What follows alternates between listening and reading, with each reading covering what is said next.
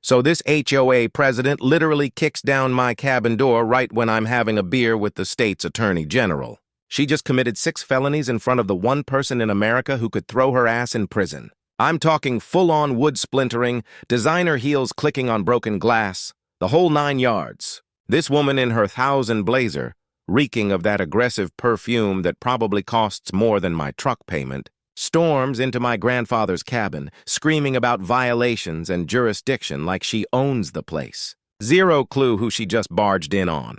Zero clue she's live-streaming her own arrest warrant to 3,000 followers. 6 months earlier, I thought Karen was just your typical power-drunk neighbor. Turns out she was running a $4 million embezzlement scheme, and I was about to accidentally burn her entire criminal empire to the ground. What would you do if some hop psychopath invaded your private property during the most important meeting of your life? Drop a comment below and tell me where you're watching from. I guarantee half of you have dealt with these neighborhood dictators before. Let me back up and tell you how this whole nightmare started. 6 months ago, life was pretty damn good. My name is Marcus Henley. I'm 52. And after 30 years of crawling through muddy trenches, installing power grids across 3 counties, I'd finally earned my retirement. The crown jewel, my grandfather's fishing cabin on Clearwater Lake, 2 acres of pure heaven that old Pop bought back in 1963 for $800. Can you believe that? $800 for lakefront property that's now worth more than most people's houses. This wasn't some fancy McMansion, mind you. We're talking hand-honeyed logs, a stone fireplace that Pop built with his own calloused hands, and a screened porch that creaked in all the right places. I'd kept it completely off-grid by choice. Solar panels humming quietly on the roof, well water that tasted like childhood memories, and a septic system that actually worked better than most city setups. The morning mist rising off the lake each day reminded me why Pop chose this spot. He used to say, "The land picks you, not the other way around." Smart man. He also used to say, "Marcus, when someone wants your land real bad, find out why, because it's usually worth more than they're telling you." Then she showed up. Delilah Cromwell, though everyone just called her that HOA psycho, rolled into our peaceful lake community like a tornado in designer clothing. 58 years old, fresh from some California subdivision where apparently being neighborhood dictator was a full-time career. She drove this pearl-white Escalade with vanity plates that read Rule 1. I kid you not. And wore her HOA president badge on her blazer like it was a sheriff's star.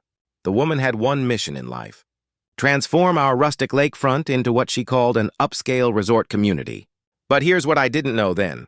3 elderly couples had already sold their cabins to interested buyers within 2 months of her arrival. Funny coincidence, right? Her first act of war came on a Tuesday morning. I'm sitting on Pop's porch drinking coffee and watching a pair of loons teach their babies to dive when I hear these sharp clicking sounds on my wooden dock, designer heels, at 7 a.m. on my private property.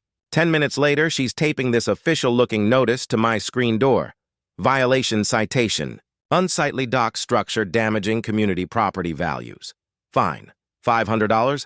Compliance required within 72 hours or daily penalties will accrue. I had to read it twice. My weathered dock, the same one Pop and I had reinforced together when I was 12, was apparently an eyesore threatening the entire neighborhood's real estate market. Being a reasonable guy, I walked over to explain that my property actually predates the HOA by about 40 years. You know what she said to me standing there in my own driveway? Hands on her hips like she owned the place? Everyone on this lake answers to me, sweetie. Ask the Hendersons how well fighting me worked out for them. The Hendersons, my elderly neighbors, who'd mysteriously decided to downsize last month after living here for 23 years. The pieces weren't clicking yet, but something cold settled in my stomach. That's when she started her photography session, circling my cabin like a real estate appraiser, snapping pictures of my solar panels, my vegetable garden, even my grandfather's hand-carved porch railings.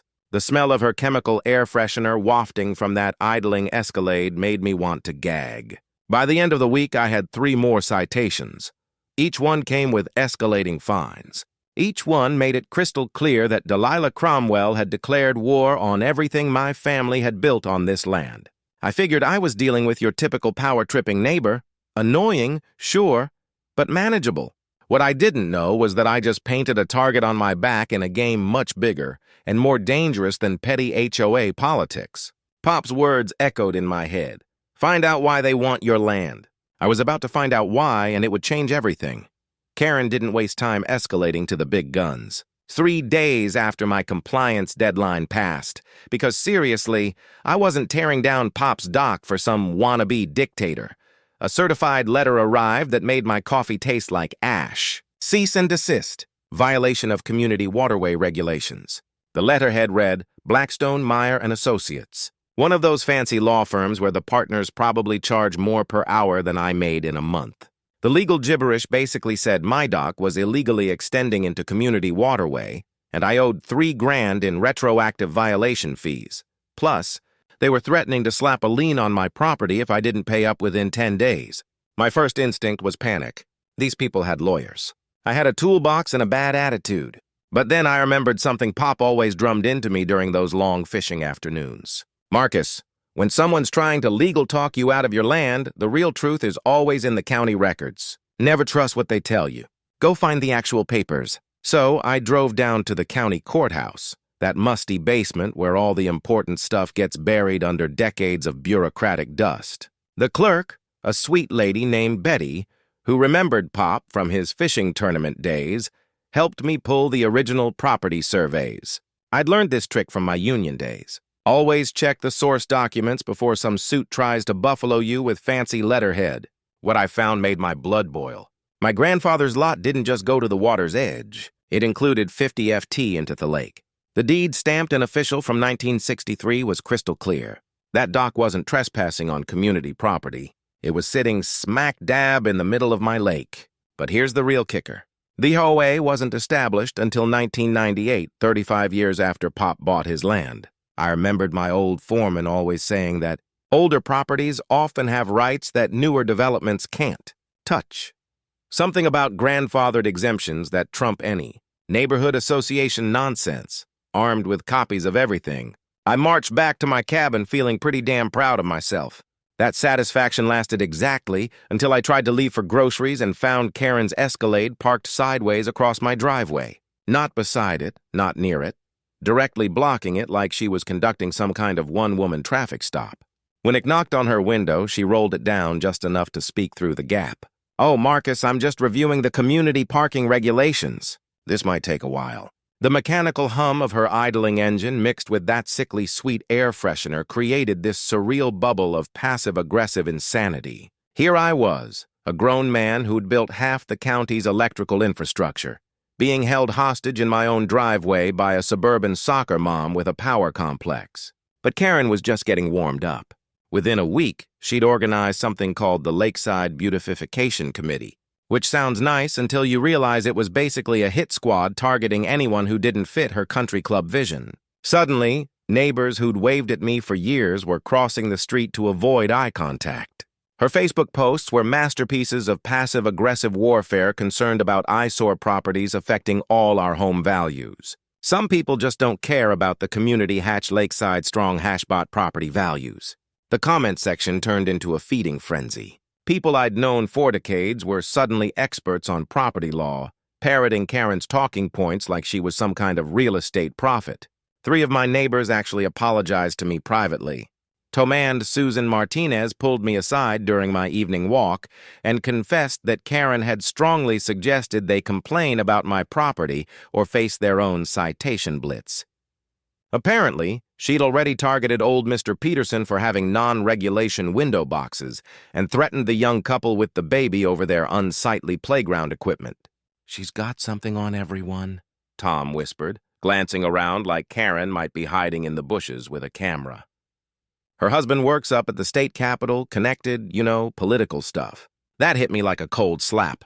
This wasn't just neighborhood drama anymore. This woman had reached beyond our little lake community. That night, I found orange spray paint covering my mailbox. Bright, aggressive strokes that spelled out comply or leave.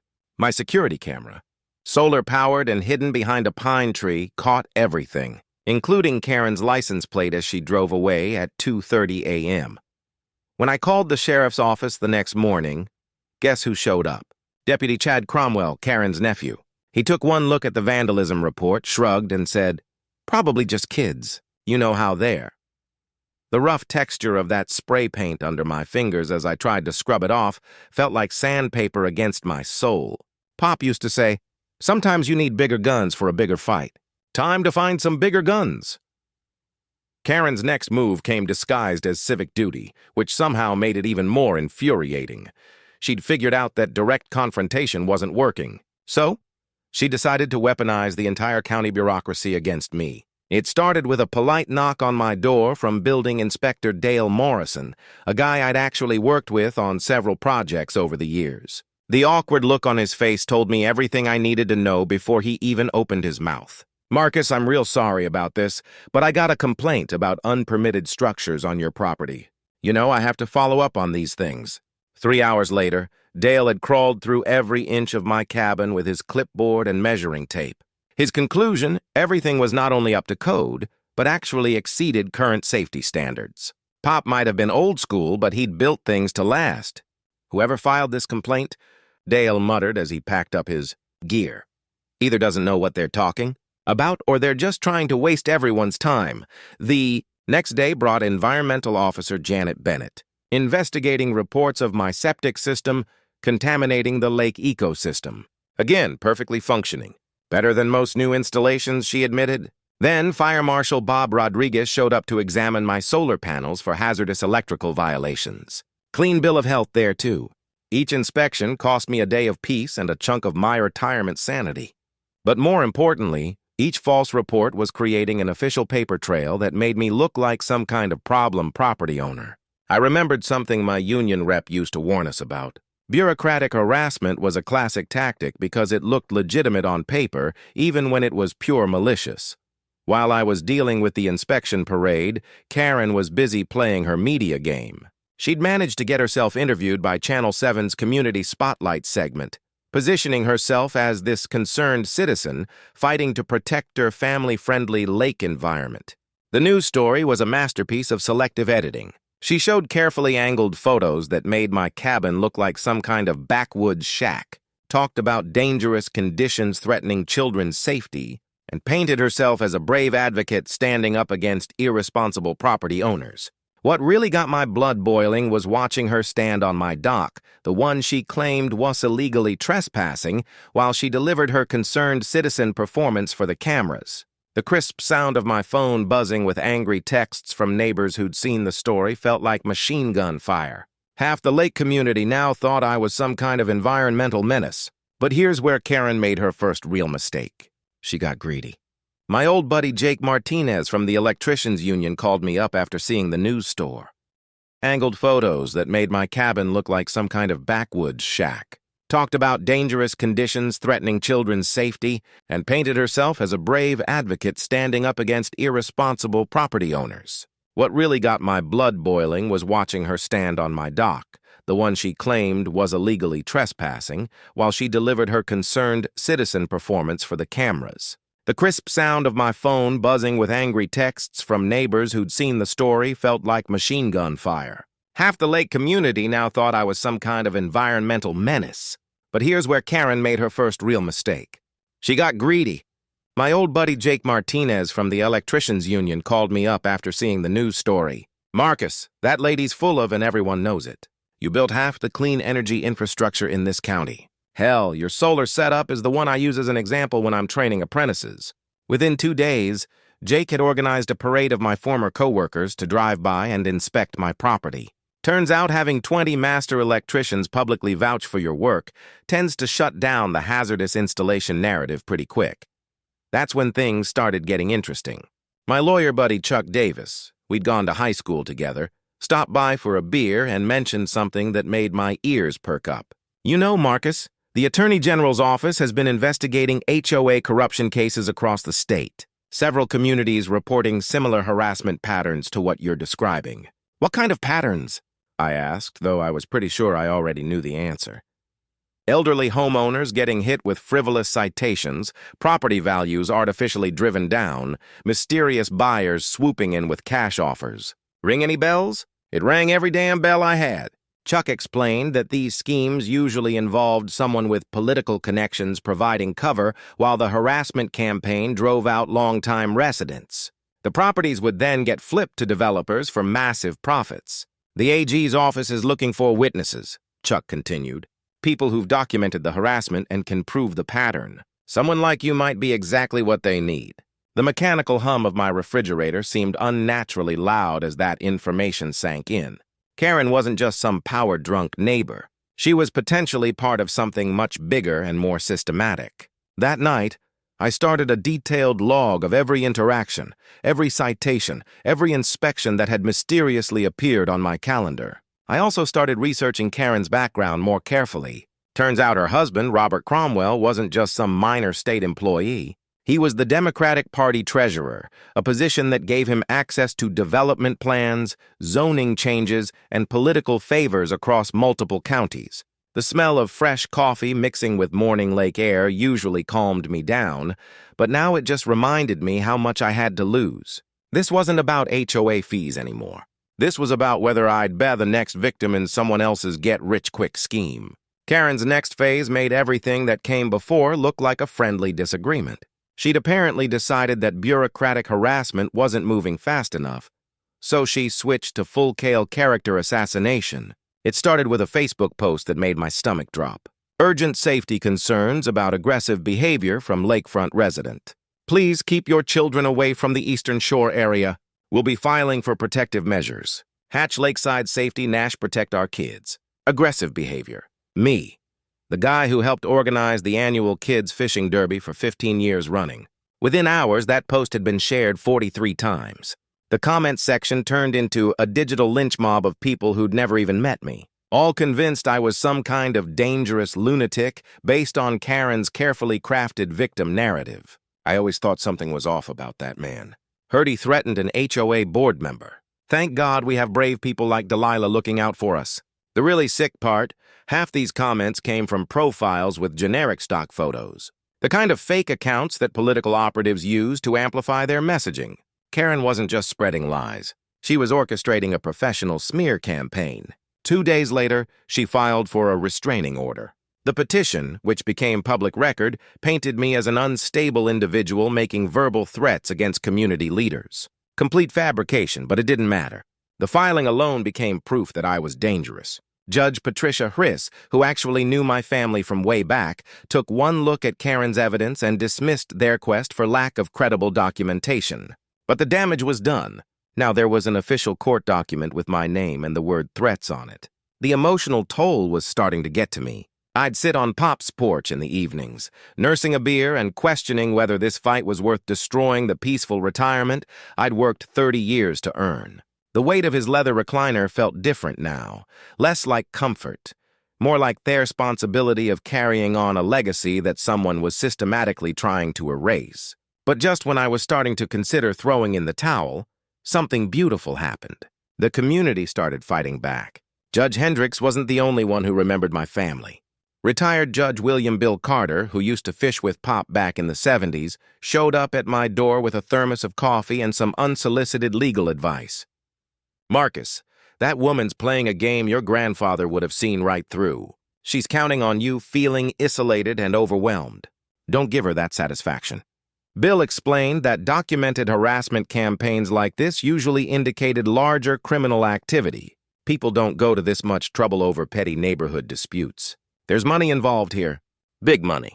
The local VFW Post, where I'd been a member for 20 years, issued a statement calling Karen's accusations baseless attacks on a decorated community member. The Historical Society chimed in, highlighting my cabin's cultural significance as one of the last original structures on the lake. Even the environmental group that monitored lake water quality praised my sustainable living model. It felt like the entire decent part of our community was rallying around me. The bitter taste of stress was finally giving way to something that felt like hope. But Karen wasn't done. Not even close. Her next move was diabolical in its simplicity. She somehow convinced the utility company to investigate irregularities in my electrical service. For 3 days, I had no power while they reviewed my solar grid connection for safety violations. Then came the false police reports. Suspicious activity at my cabin during broad daylight. Loud noises suggesting potential domestic disturbance when I was clearly alone. Possible drug activity based on the unusual number of visitors. Visitors who turned out to be union buddies stopping by to show support. Each call brought sheriff's deputies to my door. Each visit created another incident report. Each report added to the growing file that made me look like a problematic resident. The most infuriating part was that Deputy Chad Cromwell was usually the responding officer. He'd show up, ask a few perfunctory questions, and leave with this smirk that said he knew exactly what his aunt was doing. During one particularly surreal visit, he actually had the balls to say, "You know, Mr. Henley, if you just apologized to my aunt and brought your property into compliance, all these problems would probably go away." That's when I realized this wasn't just about me anymore. Karen was showing other property owners what happened when you didn't bend the knee. The Hendersons, the elderly couple who'd mysteriously decided to sell, probably went through this exact same nightmare. The electronic ping of my phone became a source of anxiety instead of connection. Every notification could be another neighbor turning against me. Another false report, another twist in Karen's psychological warfare campaign. But it also brought messages of support from people I'd forgotten even knew me. The fight was far from over, but I was finally understanding the rules of the game. The breakthrough came when I was doing the most boring thing imaginable, organizing paperwork for my meeting with the Attorney General's office. Chuck had arranged the whole thing, explaining that they needed detailed documentation for their statewide HOA corruption investigation. I was sitting at Pop's old oak table, surrounded by stacks of citations, inspection reports, and legal threats, when something caught my eye. One of Karen's violation notices had this tiny footer I'd never paid attention to before. Fines payable to Lakeside Estates' Community Improvement Fund, account number 847291, Community Improvement Fund. That sounded official enough, but something about it nagged at me. Maybe it was 30 years of reading electrical contracts and spotting the fine print that contractors use to screw over homeowners. But I decided to dig deeper. The county clerk's office had become my second home by this point, so Betty knew exactly what I was looking for when I asked about HOA financial records. She pulled up the public filings and spread them across the counter like she was dealing cards. "Here's the thing, Marcus," she said, adjusting her reading glasses. "Homeowner associations have to file annual reports just like any other organization. Let me show you what I found." The numbers didn't add up, not even close. Over the past 2 years, the HOA had collected $280,000 in emergency assessments for lake dock repairs that were never completed. Another $150,000 had supposedly gone to professional planks. That boat had been Pop's pride and joy, a 1978 base boat that still ran like a dream. Finding it bumping against the opposite shore, its hull scratched from the rocks, felt like someone had desecrated his grave. But Karen's biggest mistake was going after my septic system. I just passed a county inspection with flying colors, but suddenly my perfectly functioning system started backing up. The smell was horrific, that combination of sewage and chemical additives that made your eyes water from 50 feet away. When the emergency septic service arrived, they found industrial-grade drain cleaner had been poured down my system, killing all the beneficial bacteria and creating a toxic mess. "This is deliberate sabotage," the technician explained, holding up soil samples that showed chemical contamination. "Someone pumped commercial-grade acids into your system. This stuff costs serious money and requires specialized knowledge to use." The repair bill was $3,200, but more importantly, the chemical analysis provided forensic evidence that this wasn't random vandalism. It was calculated destruction requiring insider knowledge of septic systems. While I was dealing with sewage backup, Karen was orchestrating her media blitz. Anonymous accounts, flooded social media with posts about my ongoing property violations and deteriorating conditions, threatening neighborhood safety. The bots were so obvious it was almost comical. Dozens of profiles with generic names posting identical complaints within minutes of each other. She'd also ramped up the intimidation network. Deputy Chad Cromwell's patrol presence increased dramatically. He'd cruise by my cabin 4 or 5 times per day, always slowing down just enough to make his surveillance obvious. Sometimes he'd sit in my driveway for 20 minutes, running license plates of anyone who visited. The building inspector suddenly found code violations in work that had passed inspection just weeks before. The fire marshal received anonymous tips about fire hazards that didn't exist. Environmental Services got reports about illegal dumping in areas of my property they'd already cleared. It was death by 1,000 cuts designed to exhaust my resources and break my spirit through bureaucratic warfare. But I wasn't the only target anymore. Karen had started going after my supporters, too. Jake's electrical contracting license was suddenly under review for safety violations. Bill Carter, the retired judge who'd been advising me, received a formal complaint with the State Bar Association about improper legal counsel to non-clients. The VFW Post found themselves facing a surprise fire safety inspection that threatened to shut down their weekly bingo nights. The Historical Society washed it with zoning complaints about their downtown office space. Karen was systematically attacking anyone who'd shown me support, sending a clear message. Help Marcus Henley and you'll become our next target. The psychological pressure was intense. Every morning brought new crises, new emergencies, new bureaucratic nightmares to navigate. The metallic taste of constant stress became as familiar as my morning coffee. But Karen's desperation was also creating opportunities. Each escalation was being documented by law enforcement. Every act of sabotage provided additional criminal evidence. Her network of supporters was starting to distance themselves as her behavior became increasingly unhinged. The Attorney General's office was watching everything, building an airtight case while Karen dug her hole deeper with every vengeful act. Agent Torres called it textbook criminal escalation. When perpetrators feel cornered, they often make increasingly reckless decisions that provide prosecutors with the evidence they need for conviction. Karen was walking straight into our trap, one sabotaged solar panel at a time. Karen's final play was so audacious it almost worked. She'd figured out through her husband's political connections that I wasn't just meeting with some random state official. I was meeting with Attorney General Patricia Williamson herself. And instead of backing down, Karen decided to go nuclear. Her plan was brilliant in its twisted logic. She would position herself as the victim of a political conspiracy, claiming that the state's top prosecutor was targeting her family for partisan reasons. If she could record herself confronting government corruption at my cabin, she could flip the entire narrative and paint herself as a brave whistleblower standing up to abuse of power. The first sign of her new strategy came through social media. She'd reached out to Government Accountability Watch, one of those blogger networks that amplifies stories about bureaucratic overreach. Her pitch was perfect. Small-town HOA president being persecuted by big government because her husband worked for the opposing political party. Local family under attack. State officials use harassment investigation to silence political opposition was the headline that started circulating 3 days before my scheduled meeting. The story painted me as some kind of deep state operative working with corrupt prosecutors to destroy an innocent family. The comment section was flooded with outrage from people who'd never heard of our lake community, but were absolutely convinced that Karen was being railroaded by partisan prosecutors. She'd tapped into that vein of anti-government sentiment that runs through rural communities, turning herself into a martyr for political persecution. But Karen's masterstroke was the live stream setup. She'd arranged to broadcast her confrontation with the Attorney General live on social media, framing it as citizen journalism exposing government corruption in real time. Her plan was to burst into my cabin during the meeting, record everything, and let her followers spread the footage as proof of official misconduct. What she didn't know was that we were monitoring her communications. Agent Torres had obtained warrants for Karen's phone and social media accounts weeks earlier. We knew about the blogger outreach, the live stream plan, even the talking points she'd prepared for her spontaneous confrontation. "It's actually perfect," Agent Torres explained during our final coordination meeting.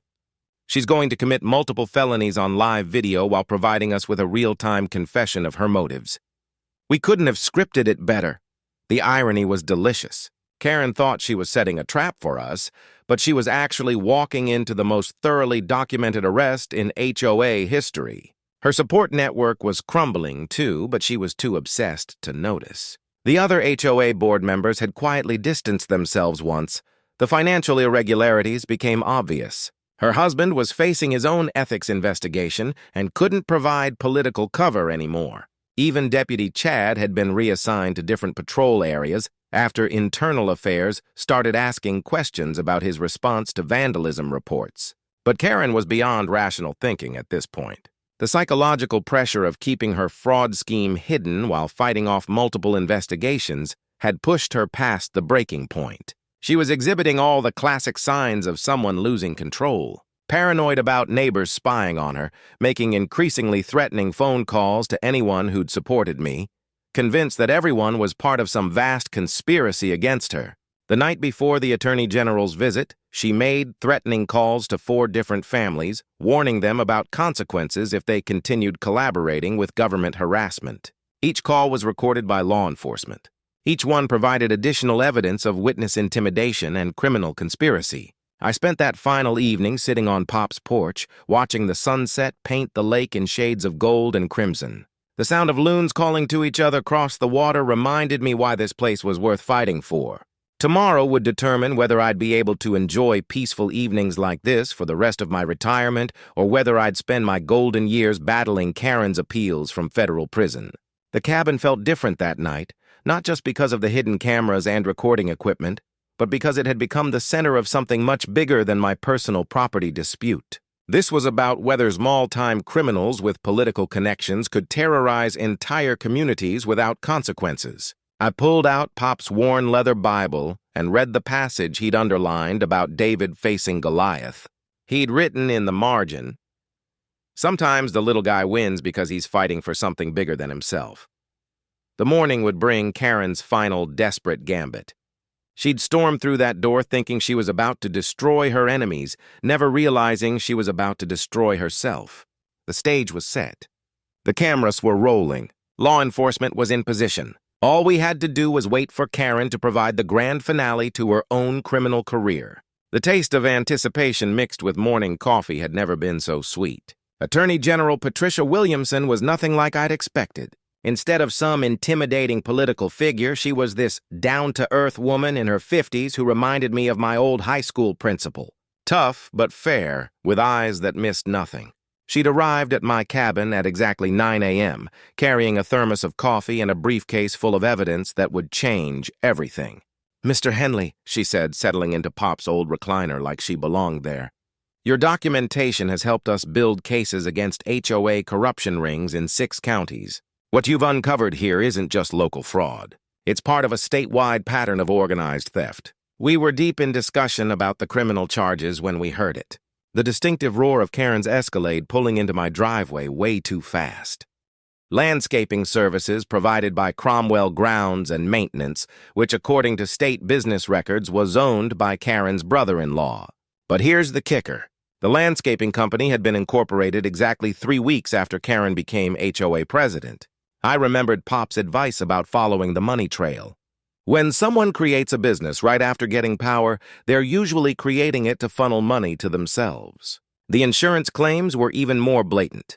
The HOA had filed for storm damage reimbursement 3 times in the past 18 months. Problem was, I'd lived through every storm on this lake, and none of them had caused the kind of damage that would justify $95,000 in insurance payouts. Betty helped me cross-reference the insurance claims with actual weather reports from the National Weather Service.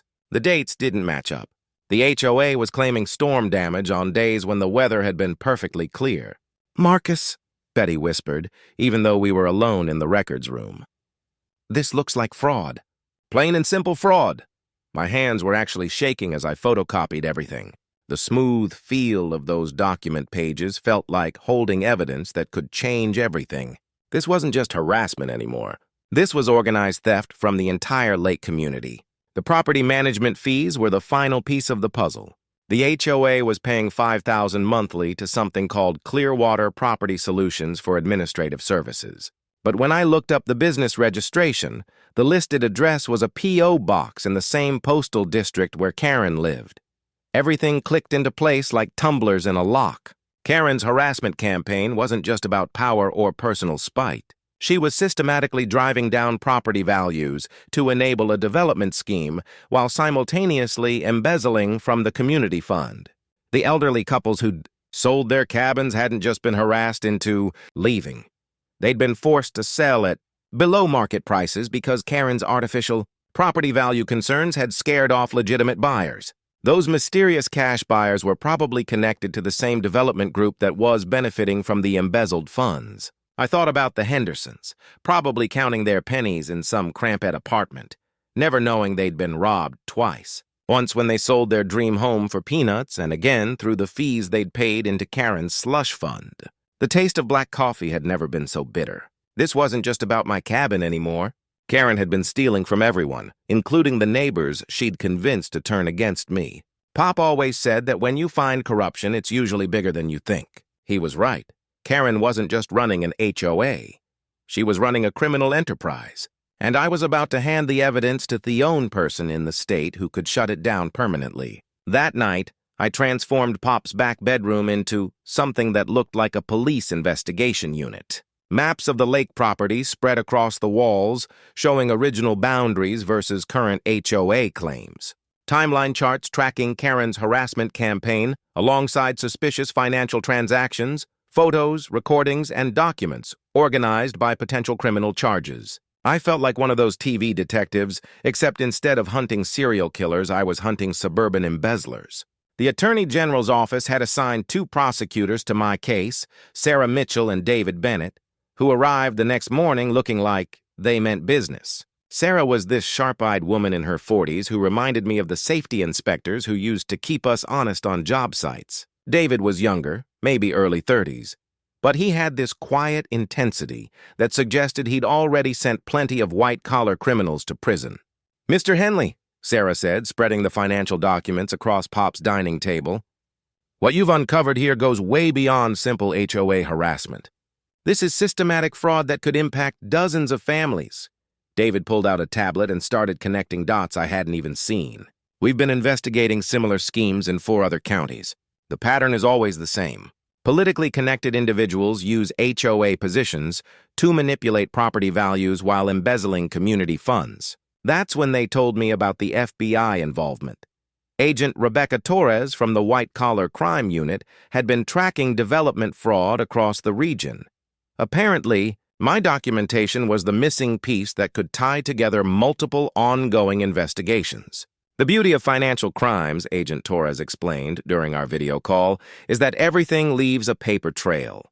Your HOA records show classic money laundering, fake invoices, shell companies, insurance fraud. But we need more than just documents. We need witnesses and recorded evidence of ongoing criminal activity. Chuck, my lawyer buddy, had been working behind the scenes too. He'd connected with 17 other lakefront families who'd experienced similar harassment. When we gathered them at the VFW hall, their stories painted a picture that made my blood boil.